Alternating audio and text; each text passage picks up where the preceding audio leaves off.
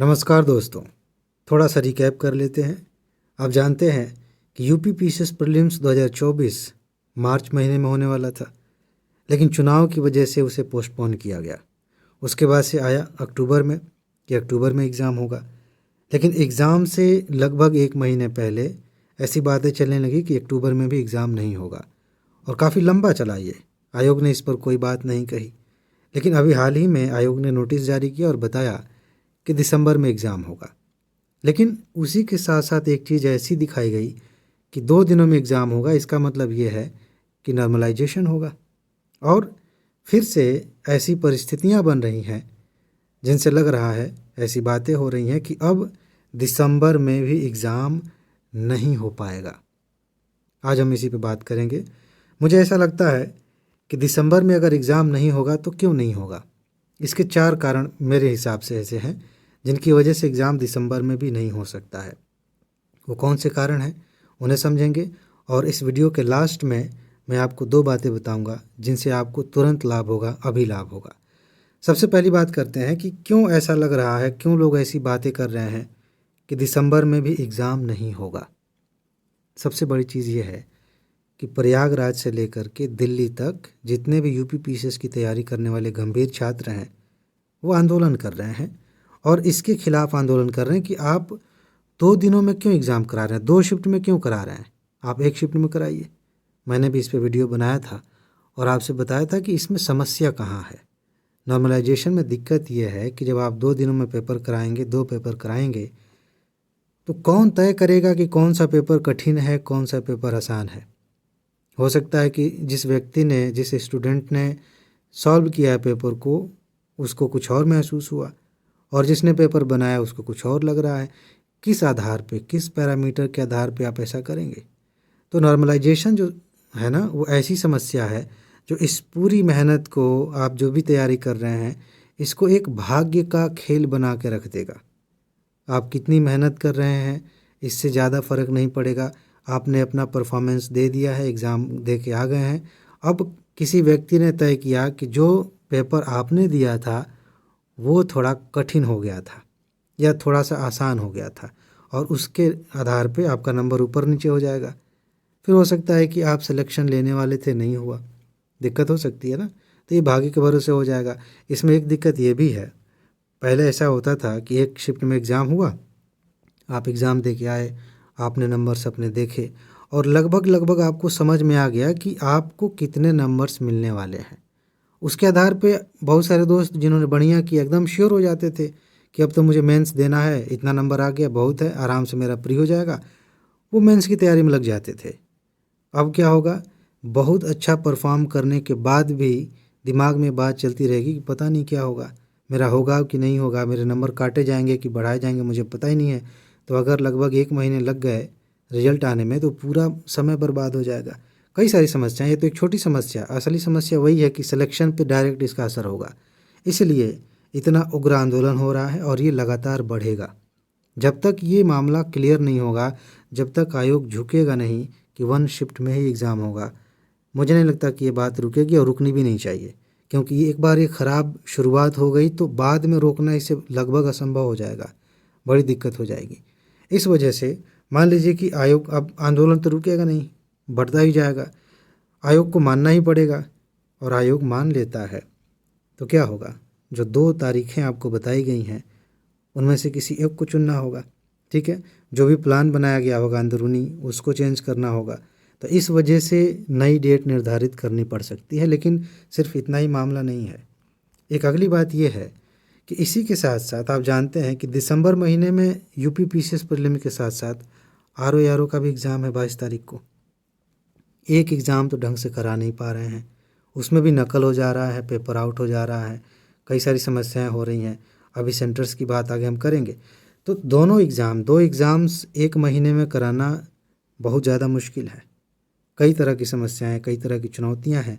इस वजह से ऐसी बातें हो रही हैं कि ये दोनों परीक्षाएं एक साथ नहीं हो सकती। कई लोग ये कह रहे हैं कि अगर यूपी पीसीएस हुआ तो आरओ टल जाएगा, या फिर हो सकता है कि यूपी पीसीएस टल रहा है तो टाल ही दिया जाए, आरओ को रख दिया जाए, आरओ हो जाए।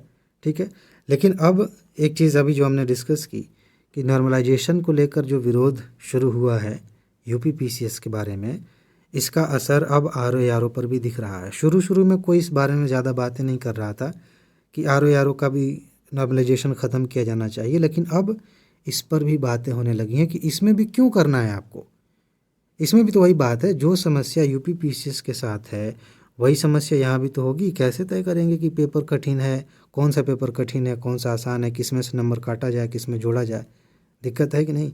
तो इसलिए ये थोड़ा सा ये समस्या थोड़ी ज़्यादा बड़ी हो गई है और ये कॉम्प्लिकेशन बढ़ गई है कि दोनों परीक्षाएं एक साथ कैसे होंगी। ये भी एक मजबूत कारण है जिसकी वजह से कहा जा रहा है कि एग्ज़ाम हो सकता है कि दिसंबर में ना हो। तीसरी बात यह है कि इस चीज़ को आप इग्नोर नहीं कर सकते कि इलाहाबाद में, प्रयागराज में महाकुंभ लगने वाला है और उसकी तैयारियां चल रही हैं। अगर आप प्रयागराज में रह रहे हैं तो ज़रा कभी घूमते हुए जाइए संगम, देखिए इसकी तैयारियां चल रही हैं। ठीक, जैसे जैसे समय करीब आएगा इसमें पूरा प्रशासन धीरे धीरे अपना पूरा ध्यान इधर लेके जाएगा, क्योंकि ये सिर्फ एक प्रदेश की बात नहीं है, करोड़ों लोग आते हैं दुनिया भर से, तो उसे मैनेज करने के लिए पूरा प्रशासन इस पर अपना ध्यान लगाता है। हर चीज़, भाई सुरक्षा की बात है, चीज़ें मैनेज करनी है, ट्रांसपोर्ट से लेकर पब्लिक सिक्योरिटी हर चीज़ मैनेज करना है, तो यहाँ पर ध्यान तो देना पड़ेगा, यहाँ पर रिसोर्स तो लगाना पड़ेगा और इसी दौरान ये सारी चीज़ें परीक्षा को लेकर के भी मैनेजमेंट करना है। तो इस चीज़ को लेकर के, इस महाकुंभ को लेकर के भी कहा जा रहा है कि एक प्रमुख कारण ये भी हो सकता है कि इसकी वजह से ये दो जो बड़ी परीक्षाएं हैं इन पर असर पड़ेगा। अब एक चौथी बात जो कि बड़ी इंटरेस्टिंग है, कल या परसों जो सचिव जी आए थे, आंदोलन हो रहा है, उन्होंने जो बातें कही सेंटर्स के बारे में, जो नोटिस आई थी आयोग की तरफ से, उसमें बताया गया था कि लगभग 49 सेंटर्स होंगे, वहाँ पे एग्ज़ाम होगा। लेकिन दोबारा से जब वो सामने आए, उन्होंने बात बताई तो क्या कह रहे हैं कि इस महीने के लास्ट तक चीज़ें क्लियर हो जाएंगी, सेंटर्स वगैरह हो जाएंगे, तब हम बताएंगे।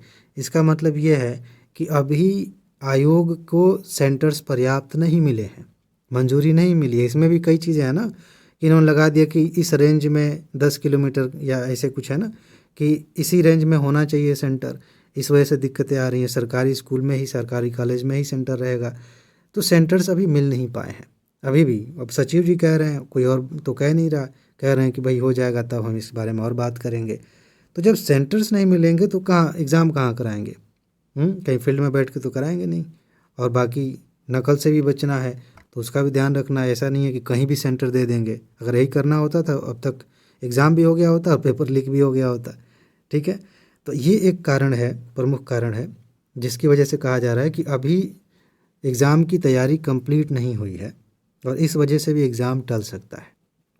लेकिन एक महत्वपूर्ण बात यह है जो आपको ध्यान देने लायक है कि एग्ज़ाम चाहे दिसंबर में हो, चाहे अगले साल मार्च अप्रैल में चला जाए, या 26 में हो, या कभी ना हो, जब भी होगा ना, सिलेक्शन उन्हीं का होगा जिन्होंने पढ़ाई की होगी, जिन्होंने तैयारी की होगी।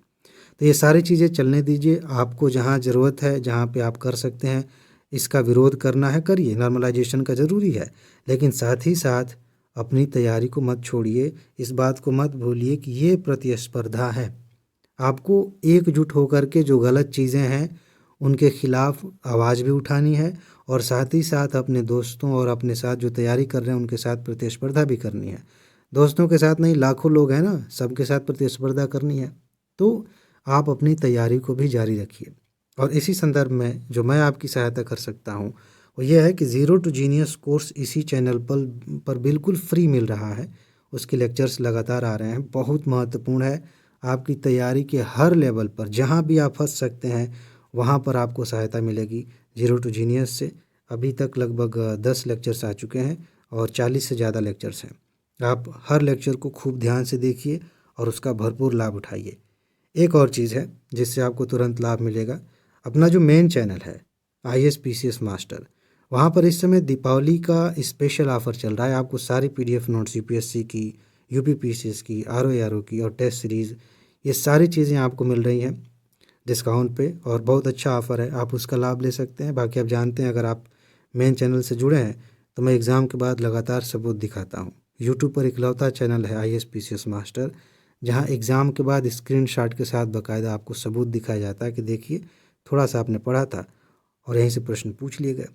तो उसके लिए आपको क्या करना है, या तो आप सीधे सीधे सर्च कर लीजिए ISPCS मास्टर, या फिर इसी वीडियो के डिस्क्रिप्शन में जाइए, वहाँ पर मैं इसी ऑफ़र वाली वीडियो का लिंक दे देता हूँ। आप डायरेक्ट उस पर क्लिक करेंगे, पहुँच जाएंगे, ऑफ़र का लाभ ले लेंगे। ठीक है जी। तो बस इसमें इतना ही है, और अंत में सिर्फ इतना कहूँगा कि ये सारी चीज़ें अपनी जगह हैं। एग्ज़ाम टलता रहेगा और इस तरह की बातें होती रहेंगी और उससे आप पे प्रभाव भी पड़ेगा, लेकिन एक बात कभी मत भूलिए कि सिलेक्शन तभी होगा जब आप पढ़ाई करेंगे, जब आप अपनी तैयारी करेंगे, और तैयारी ऐसी होनी चाहिए जिससे कि आपको खुद को लगे कि अब मुझे कोई नहीं रोक सकता। ठीक है जी। उसमें ये नोट्स आपकी बहुत ज़्यादा मदद करेंगे, आप ले सकते हैं। तो इसमें बस इतना ही। अपना ख्याल रखिए, खुश रहिए, मस्त रहिए, मुस्कुराते रहिए, जल्दी से सफल होइए और ज़िंदगी को एंजॉय कीजिए। आगे मिलते हैं। नमस्कार।